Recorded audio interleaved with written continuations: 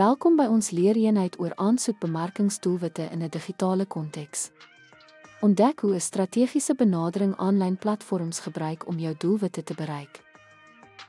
Bemarkingsdoelwitte dien as 'n padkaart, fokuspogings en in lyn met besigheidsdoelwitte. In die digitale era is hierdie duidelikheid noodsaaklik vir die bestuur van veldtogte. Kyk na spesifieke voorbeelde. Digitale bemarkingsdoelwitte insluit toenemende handelsmerkbewustheid, genereer leidrade, bevordering van betrokkenheid, toenemende verkeer op jou webwerf, verbeterings op sukseskoerse, verbetering van kliëntebehoud, 'n toename in verkope en inkomste, die bou van 'n gemeenskap, verseker dat kliënte lojaal is aan jou handelsmerk en om waardevolle insig van jou kliënte in te samel. Doelwitgroepering onder die 5S model verhoog duidelikheid. Dit sluit in verkoop vir groeiende verkope, diens om waarde toe te voeg en praat om nader aan kliënte te kom.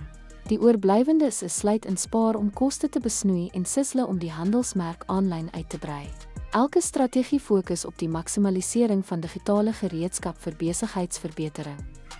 Deur hierdie doelwitte toe te pas, trek bemarkers baat by presiese teiken en intydse terugvoer, lei tot meetbare en doeltreffende uitkomste.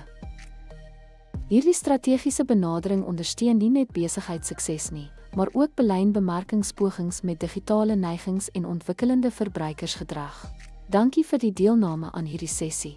Omhels hierdie strategieë om jou digitale bemarkingsvaardighede te verbeter en sukses in jou toekomstige pogings te bevorder.